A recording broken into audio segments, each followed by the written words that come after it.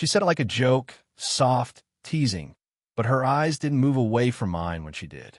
"You're dangerous when you're quiet," she said, smiling just enough to make it unclear if she meant it.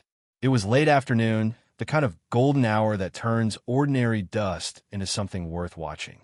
The house smelled faintly of lavender and rain from the open window. I was supposed to be helping her fix the lamp in the living room. My mom's best friend, Clara. I'd known her since I was a kid, but this was the first time we'd been alone like this. No one drifting in or out of the room, no laughter from the kitchen to fill the space between us. She leaned over the table, adjusting the lamp cord, her hair falling loose over her shoulder. A strand brushed my wrist, barely there, but enough that my fingers twitched like they wanted to catch it. "Can you hold this?" she asked. Her tone was casual, but there was something else underneath, a weight I couldn't name. I nodded, holding the wire steady. She stood close enough that the edge of her perfume, something soft and amber, curled through the air between us. For a moment, neither of us spoke. I could hear the slow hum of the fridge down the hall, the faint click of the ceiling fan, her quiet breath as she worked. She was wearing a linen shirt, sleeves rolled, collar open just enough to show the hollow of her throat. I caught myself looking too long, then looked away, pretending to check the plug. "You used to talk more," she said, still focused on the lamp. "When you were younger, you'd never stop asking questions." I smiled, unsure what to do with my hands now that the lamp was fixed. Maybe I learned when to stop talking. She looked up at me, really looked. That same half-smile again, only slower this time. "Maybe that's what makes you dangerous." The word dangerous hung between us, strange and electric. She turned away first, reaching for a coffee cup on the counter. It was already cold, but she drank anyway. I watched her throat move as she swallowed, the light tracing a soft line down her neck. "Your mom said you're writing now," she said, her back still to me. "Trying to. About what?" "People, mostly. Dangerous ones?" I laughed under my breath. "Not yet." She turned then, leaning against the counter, cup in hand. Her expression was calm, but her fingers tapped the porcelain like she was thinking of something else entirely. "I'd like to read something," she said. I wanted to say yes. I wanted to say something clever, something that would keep her looking at me like that. But the words tangled in my mouth. She waited, eyes soft but unblinking, until I looked away. Outside, the rain started again, light, uneven, tapping against the glass. She set her cup down, moving closer. I could feel the warmth of her even before she stopped. "Eli," she said quietly, almost like testing how my name sounded in that silence. I looked up. She smiled, small, knowing, and for the briefest moment, I thought she might reach out, touch my face, say something she shouldn't. Then the front door opened. My mother's voice echoed from the hallway. "Clara? You still in here?" Clara stepped back, quickly, smoothing her hair like it was nothing at all. "Of course," she called out, her tone suddenly light again. "Just fixing the lamp." She didn't look at me as she passed, but her hand brushed mine, deliberate, fleeting, and that single touch said everything neither of us could. The lamp flickered once, then went dark. The next time I saw Clara, it was a week later, a Sunday morning heavy with quiet. My mom had dragged me to help sort boxes in the attic. Clara appeared halfway through, barefoot, hair tied up, a faint smear of paint on her wrist. "Didn't expect to see you this early," she said, pushing a loose box aside with her foot. I shrugged. "Guess I'm still useful for lifting things." She smiled, but it didn't quite reach her eyes. "You always were." The attic was warm, full of old sunlight and the faint smell of cedar and dust. She moved with the kind of calm that made everything else seem too loud. Every time she brushed past me, her shoulder, her sleeve, it felt accidental, but not completely. I try not to stare. Try not to think about how her laugh used to sound lighter, or how her wedding ring was gone now. I remembered the divorce, whispered through family dinners 2 years ago, how she had moved into the small house across town, alone. "You still writing?" she asked, glancing at me while flipping through a box of books. "Yeah," I said. "Mostly drafts. Nothing good yet." Her hand paused on a worn hardcover. "It takes time," she murmured, brushing dust from the cover. "Things worth saying always do." I wanted to ask if she was talking about writing or something else. Instead, I reached for another box and nearly knocked it over. She caught it with both hands, and, for a moment, her fingers stayed on mine. It was nothing, really. Just skin, warmth, the soft tremor of her pulse. But neither of us moved. Then she looked up at me, her expression unreadable. "Careful," she said quietly. "You'll break something." I almost laughed, but her voice made it sound like she wasn't talking about the box.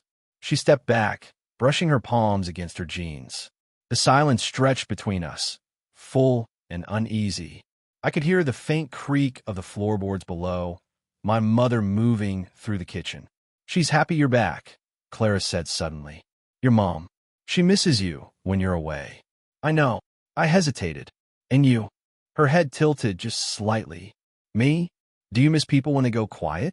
She smiled, that slow, knowing smile that felt like it saw straight through me. Some more than others. Something shifted then, barely visible. The kind of change that happens in the air before a storm. I reached past her to grab another stack of books, and my arm brushed her shoulder. She didn't move away. Instead, her breath caught, small, sharp, and then steadied. Outside, a car horn sounded faintly down the street. She glanced toward the window, as if remembering herself, then back at me. "You should come by sometime," she said, her tone almost casual. "I've got too many books and not enough hands to carry them." I nodded, pretending not to notice how her voice softened on the last word. As she turned to leave the attic, she brushed a speck of dust from my shirt. A brief, gentle motion that lingered a moment too long. Then she was gone, footsteps quiet on the stairs, leaving the air heavy with something unnamed, something neither of us was ready to stop. It happened on a Thursday evening, the kind that carried more silence than daylight. Clara had asked me to help move a few boxes from her study to the living room. I said yes before thinking why. The house was dim, a single lamp casting a soft amber glow across the floor. The shadows moved when she did. "Careful with that one," she said. "It's heavier than it looks." "So am I," I murmured, and she smiled without turning around. We worked quietly for a while, shoulders brushing now and then. Every touch felt deliberate, even if it wasn't. I caught her glancing at me once, quick, but long enough for my chest to tighten. "Do you ever think about what people say?" she asked after a while, her tone too light to be casual. "About you?" I asked. "About us." The word us landed somewhere between curiosity and confession. I looked at her, really looked. Her hair had fallen loose again, a soft strand catching the lamplight. "There's not much for people to say." She gave a small laugh. "You think that stops them?" Before I could answer, her phone buzzed on the table, the sharp sound slicing the quiet. We both froze. The screen lit up with my mother's name. Clara stared at it for a heartbeat too long before letting it ring out. When the silence returned, it felt different, heavier, closer. "She worries," Clara said softly, setting the phone face down. "Always has. I think she trusts you," I said. "Maybe too much." That made her glance up, something flickering in her eyes. She stepped closer, slow enough that I could feel my pulse keep time with her movements. "You shouldn't say things like that," she whispered. "Then stop standing so close," I said before I could stop myself. Her breath caught. For a second, neither of us moved. The air between us pulsed with something fragile, something almost breaking. Her hand came up, maybe to move a piece of hair, maybe to touch my face, I'll never know.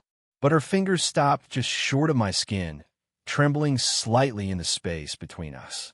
"You don't understand what this looks like," she said, her voice quieter now. "What it could become." "Maybe I don't care," I said. She exhaled, eyes closing just long enough to steady herself.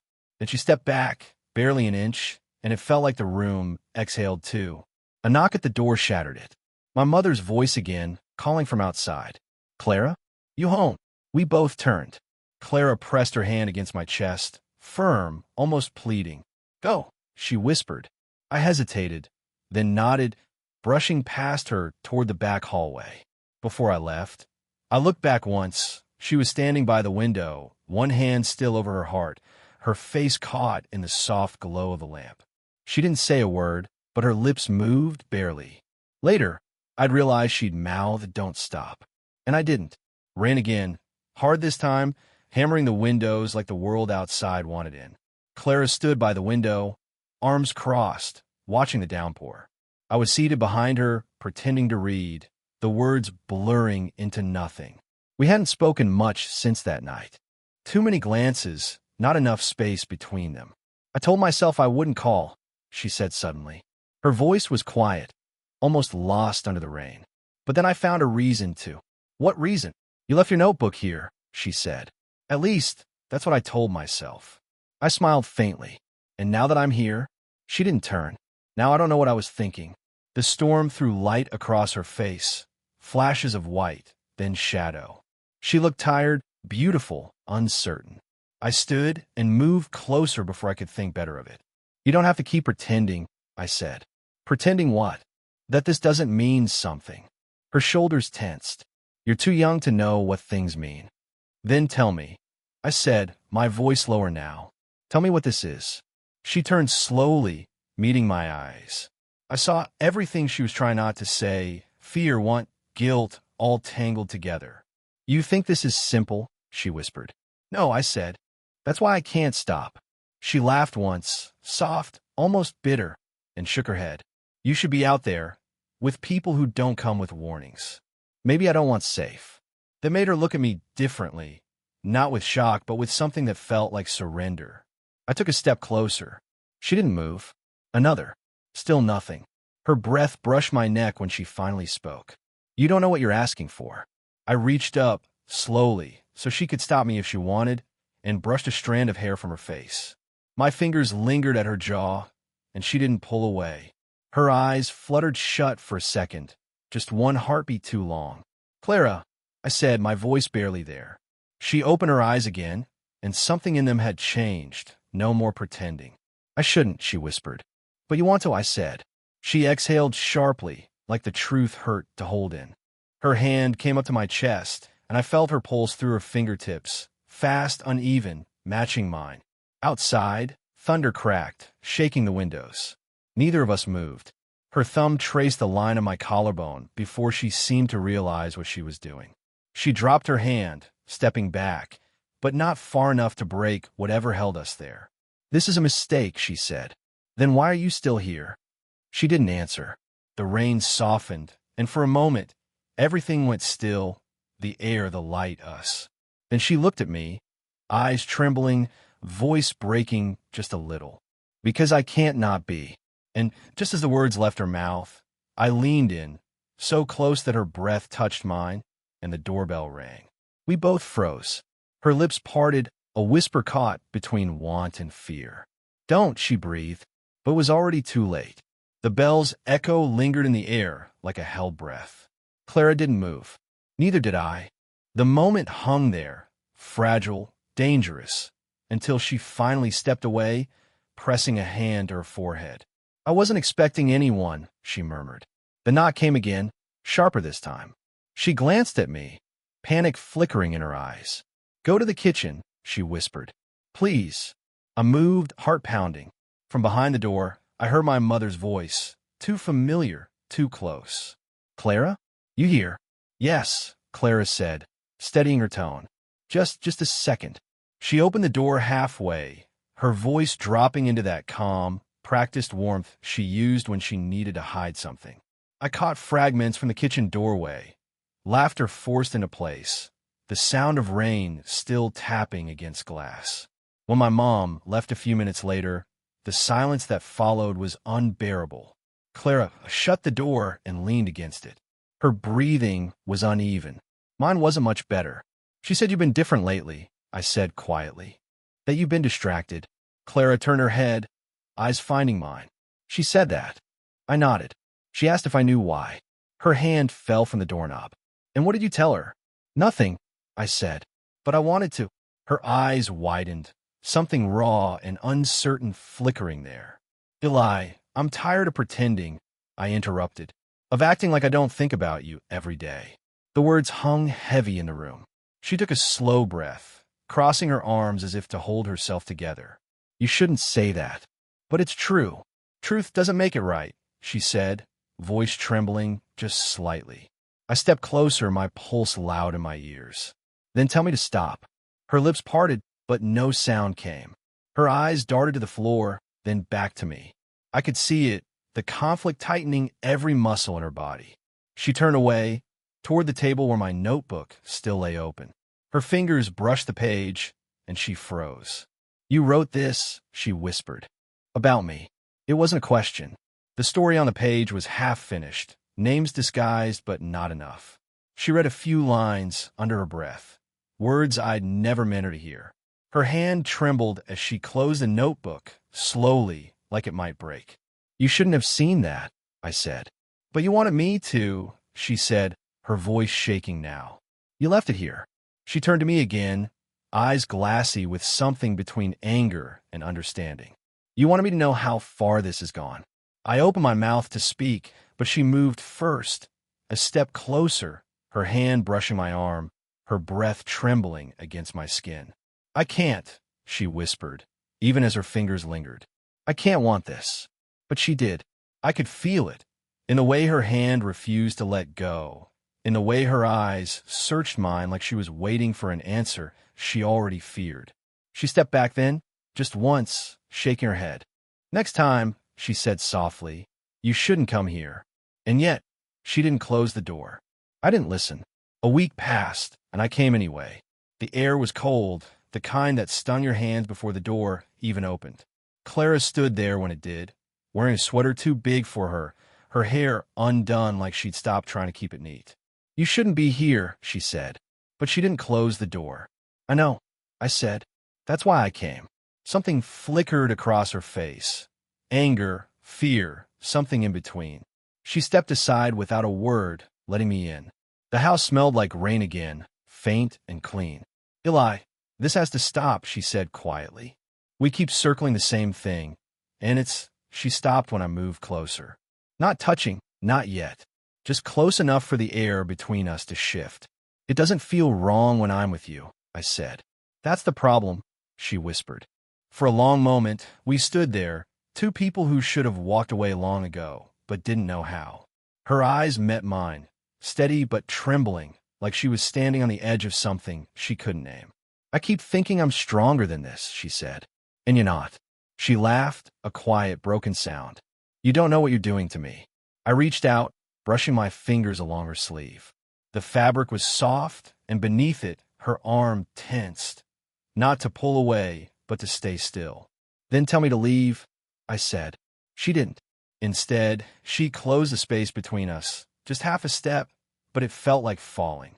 Her hand came up to my chest, resting there, her pulse matching mine through the thin barrier of fabric. I hate this, she whispered. How much I want to. Her eyes glistened. Mine did too. I don't want to ruin you, she said.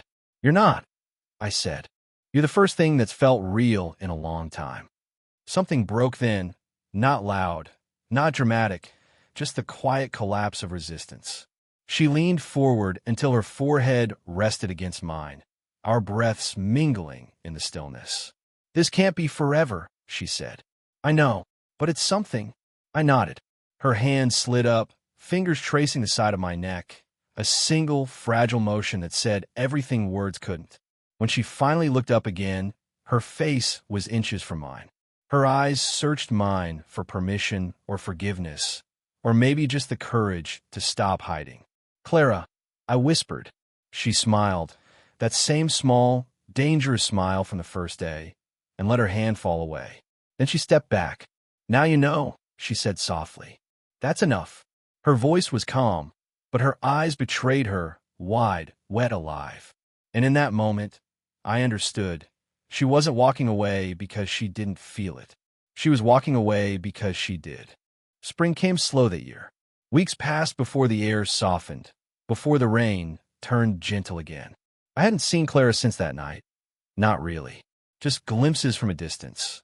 Her at the cafe, at the grocery store, a passing wave that meant nothing and everything. It should have faded. Most things do. But she lingered in small ways. The smell of coffee in the morning, the way silence felt heavier when no one was there to fill it. Then one afternoon, I found her in the park near campus, sitting on a bench beneath the budding trees. She was reading, her hair loose, sunglasses balanced on her head. I almost walked past. Almost. When she saw me, her face changed, a flicker of surprise, then warmth. "You cut your hair," she said. "You noticed." She smiled faintly. "I always did." The wind moved between us, carrying the scent of rain and something like memory. I sat beside her, leaving a careful inch of space that neither of us respected for long. "I wasn't sure you'd want to see me," I said. "I wasn't sure I'd let myself," she admitted. "But here we are." She closed her book, resting it in her lap. "I thought about what you said," she continued, "about things that feel real. And I was wrong to pretend it didn't." I turned toward her then. She didn't look away this time. There was no tension now, no hiding, just two people sitting in the kind of quiet that doesn't need to be filled. "I still think about that night," I said softly. "The way you looked at me when you said that's enough." Her expression softened. "Wasn't it?" "It never was." She exhaled slowly, then reached out, hesitating for just a moment before letting her hand rest on mine. Her touch was light, but steady. "This isn't about rules anymore," she said. "It's about choosing what we can live with. And what we can't live without," I added. That made her laugh, quiet, honest, the sound of something mending. She leaned back against the bench, her hand still in mine. For a while, we just watched the trees move, the sunlight flicker between branches. "I don't know where this goes," she said finally. "Me neither. But I know I don't want to keep pretending you don't matter." The words hung there, simple and real. I turned my hand over, threading my fingers through hers. Her palm was warm against mine. No grand gestures, no perfect ending, just that quiet, human closeness that comes when two people stop running from what's already true. She looked at me, and I saw it again. That same dangerous smile, softened by something tender this time. "Still think I'm dangerous when I'm quiet?" I asked. Her thumb brushed my hand, slow and certain. "Only because you make me forget to be." We sat there, the world humming softly around us, and for the first time, neither of us looked away. Did you enjoy the story? What kind of stories would you like to hear next?